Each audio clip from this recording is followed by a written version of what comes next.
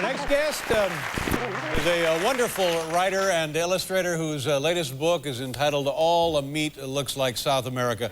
And this is an absolute necessity for anyone's home library and the perfect companion piece to Zany Afternoons. Ladies and gentlemen, here's Bruce McCall.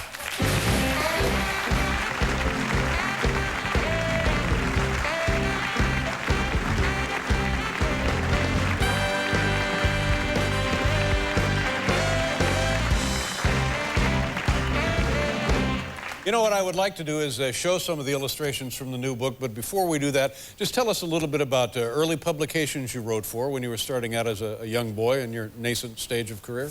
I was in Canada at the time through no fault of my own. And I worked, my first magazine I worked for was Canadian Pit and Quarry. I wrote the Stone Chips gossip column. Canadian Paint and Varnish. Gives you a good grounding in the fundamentals of life. That's right. Yeah. And throughout your career, until I guess the current time, have you had trouble people taking you seriously or not understanding that you were joking or ever been misunderstood? It poses the question, are you a humorist when nobody laughs? Yeah. I've asked that question a great deal. Yeah, I did a piece on President Bush's tendency to give people nicknames, and I made up stupid nicknames. For example, Putin of Russia was ostrich legs, and the Attorney General was snake hips, and that got, it was really just I thought, as silly as you could possibly get. And it turned out the State Department and everybody in Washington believed it was true, and they ran around trying to find out who's bullets, who's all these strange names. The piece actually appeared in the New York Times. It appeared in the New York Times first, yes. Yeah. Yes, yeah. They took it seriously, as you must from the New York Times, I guess. Yeah. So the title of the book, All Meat Looks Like South America, is that, what does that mean? I mean, does it mean what it says or something else? It does. Actually, I should have brought a ribeye steak. As you can see from the cover, the comparison, the illustration is a comparison of South America and a piece of meat. And what it's from an article I did that cleverly is not in the book.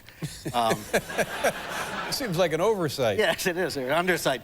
But if you flip the meat, it looks like Africa. So I should have had, the back cover should have been, all meat looks like Africa. All right, do you mind if we just go through some of these illustrations? And I was right about this. This is similar to the earlier collection, Zany Afternoons. Is that right? Yes, it's just later on in the chronology of my blazing career. All right. So I'll just hold these up, Bruce, and you, anything that comes to mind about the... This is a little bit of little-known motion picture history. This is gorillas auditioning for the King Kong role. Sitting around waiting for their call.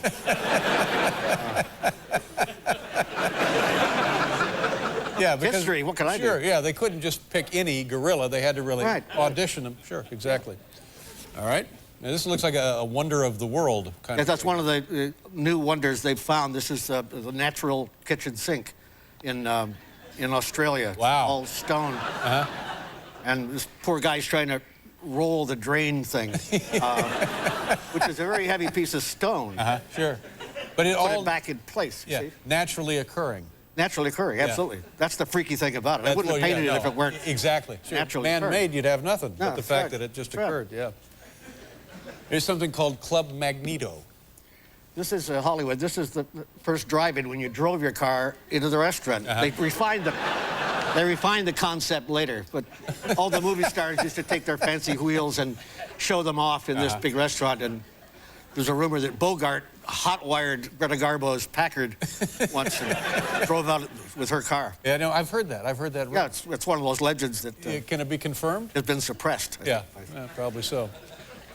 All right, this is, this is from, I believe, Havana before the revolution. Right. Is that right? Havana was a pleasure dome for people in the old days before Castro, and this is brunch at the Splendid Fantastic Hotel, whereupon an airplane with a water tank would fly past the hotel, and a diver would try to...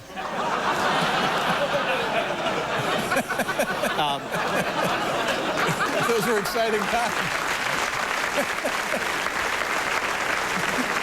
And the really good ones could do it without letting the cigar go out in their mouths. Those are certainly heady and fun times, weren't they? Yes, yes, they were. This is the hippest cruise ship on the 7 seas. Now, this is very popular. Cruising, again, has really come back into vogue. Yeah, and this is the kind of alternate market because cruise ships have an image of being somewhat, how do we say, conservative, middle class, and this is very hip. It has a Japanese garden up there, a rainforest.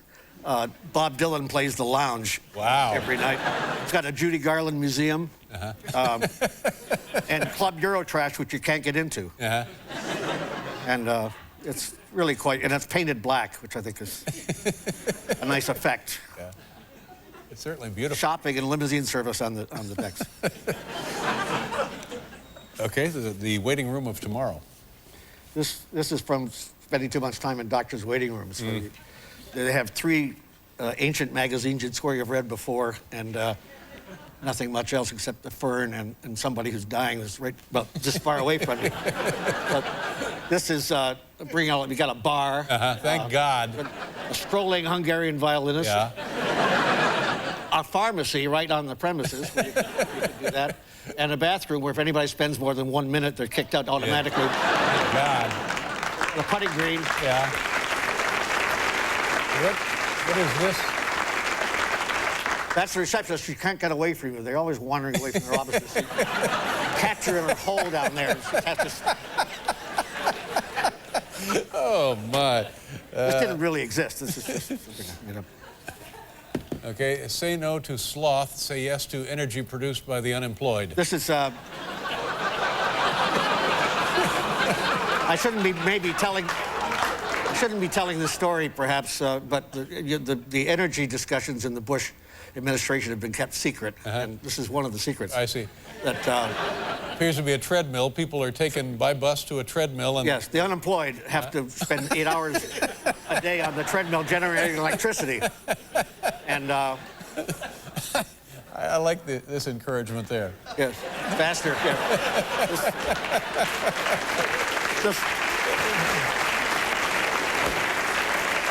This won't be announced till after the election, by the way.